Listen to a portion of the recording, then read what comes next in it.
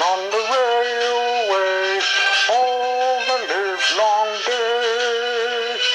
I've been working on the railway to pass the time away. Can't you hear the whistle blowing? Rise so early in the morn. Can't you hear the whistle blowing? At the crack of dawn. Down the road to blow, down the road to blow, down the road to blow your horn to me. Down the road to blow, down the road to blow, down the road to blow your horn to me. Someone's in the kitchen with diner. Someone's in the kitchen, I know. Someone's in the kitchen with diner. That's where the food can go. Pee-pie, biddly-I-O. Pee-biddly-I, biddly-O. Pee-pie, biddly-I-O. Strumming on the old banjo. The Little Engine That Could. Valentine's Day Surprise. Written by Monica Z. Stevens, based on the original story by Watty Piper, illustrated by Christina Ong.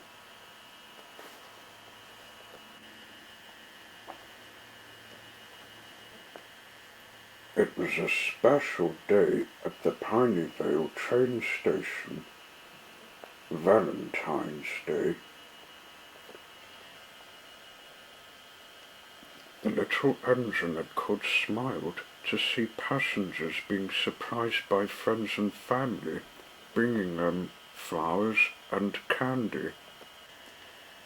Even the station workers and train conductors were smiling and exchanging valentines.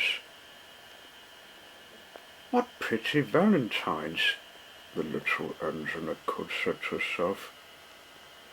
She wondered what it would be like to receive a valentine made just for her. Mr. John, the manager of the Pineyvale train station, walked up to the little blue engine. "Hello, little blue. Happy Valentine's Day." "It is a happy day, isn't it?" said the little blue engine. "It's so nice to see so many people showing their love for one another."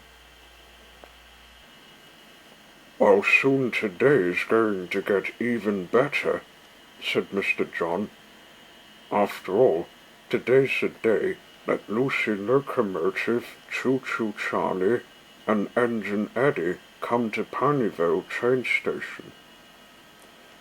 "That's right," the little engine that could said happily.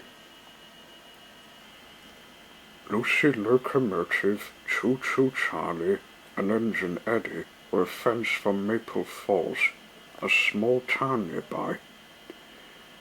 The train station was closing, so they were moving to Pineyvale. Waiting for her friends to arrive, the little engine that could was nearly ready to burst with excitement. At last, she spotted the 3 trains chugging toward her on the tracks. She blew her whistle long and hard. They were finally here.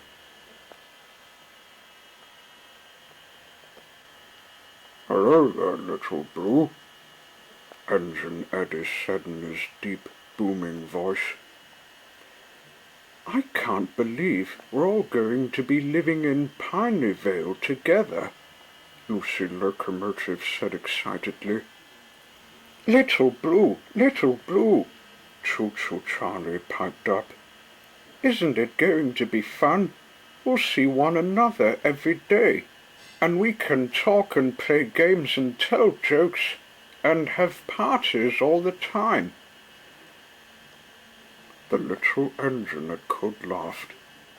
Choo Choo Charlie was the youngest train. and he was always extra excited about everything. "That does sound fun, Choo-Choo Charlie," the little blue engine said. "Hey, why don't we have a party today? It is Valentine's Day after all, and your first day at Pineyvale. We should celebrate." "Oh, can we, Engine Eddie? What do you say, Lucy? Please?" Choo-Choo Charlie begged. Before Lucy Locomotive and Engine Eddie could reply, Mr. John spoke up. "That's a great idea, Little Blue, but I'm afraid there's no time for a party today. I have to show the new trains around and give them their schedule so they'll be ready for their routes tomorrow," said Mr. John. "Also, I really need you to run some important errands." The little engine that couldn't help but feel a little disappointed. "Don't feel bad, Little Blue," said Lucy Locomotive.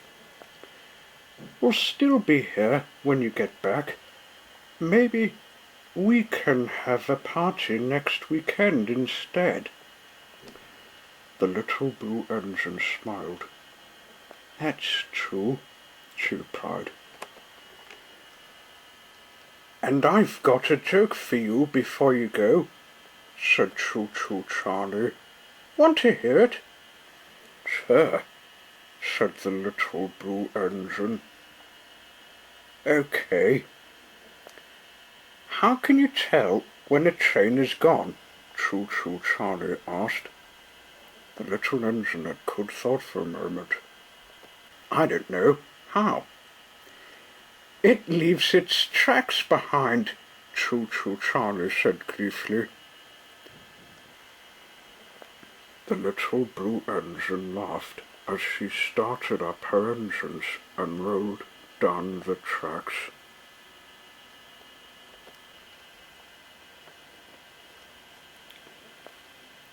The little engine had to run a lot of errands for Mr. John. She made a visit to the post office to send out some packages. She went to the print shop to pick up a batch of train schedules. She stopped at the grocery store for a box of goodies to fill the drink and snack machines in the train station. And then she picked up the week's supply of coal, her last errand for the day. The little engine was happy to be on her way back to the train station. She couldn't wait to talk more with her friends. Chugging along the rails towards home, the little blue engine passed Mrs. Lee, the mail carrier. The train tooted a horn in greeting. Mrs. Lee smiled and waved back. The lacy red and white valentine in her hand was the prettiest valentine the little engine had ever seen. She sighed, feeling a little sad that she didn't have a special valentine too. Oh dear.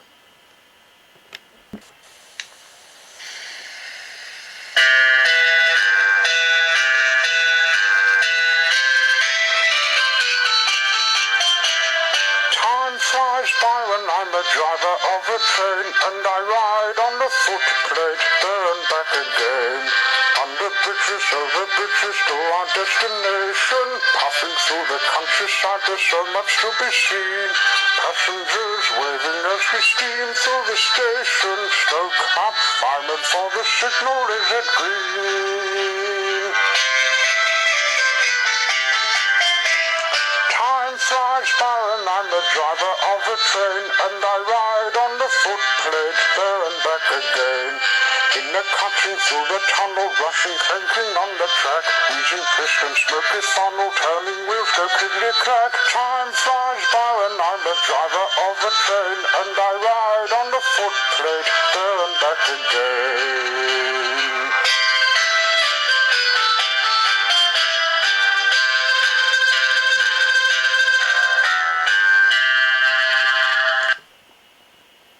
As she got closer to the train station, the little engine at court spotted something unusual hovering in the sky. It was a ring of smoke, and it was shaped like a heart. Curious, the little engine at court pushed herself faster.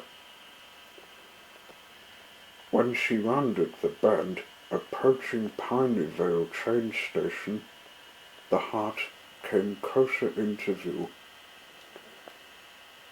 Now she could read the words inside of it. Happy Valentine's Day.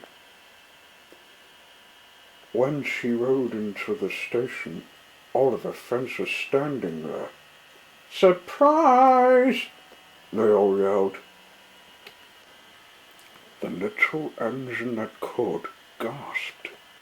For me? She asked.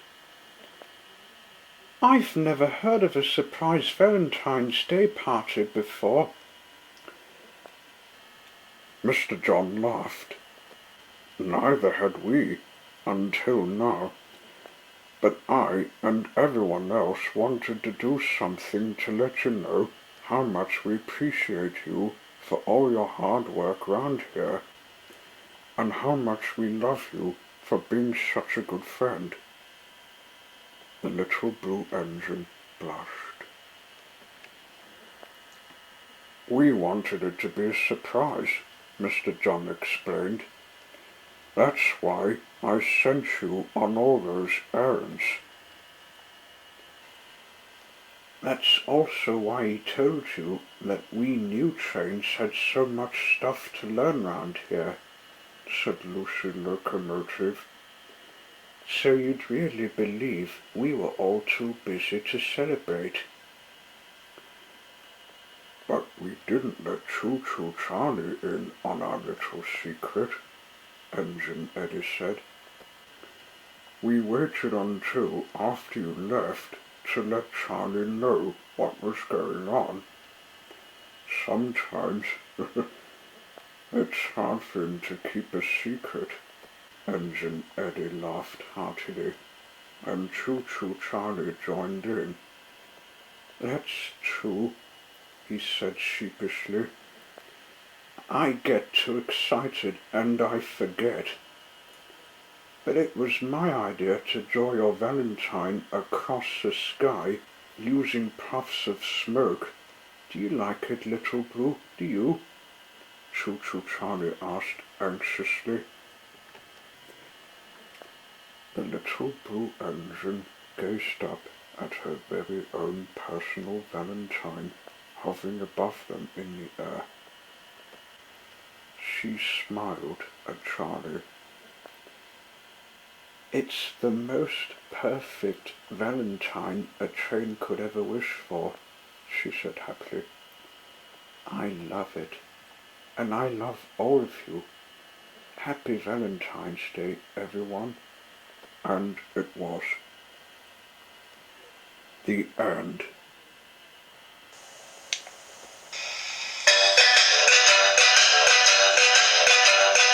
I've been working on the railway all the livelong day.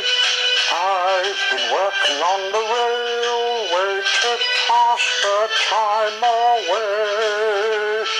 Can't you hear the whistle blowing? Rise so early in the morn. Can't you hear the whistle blowing?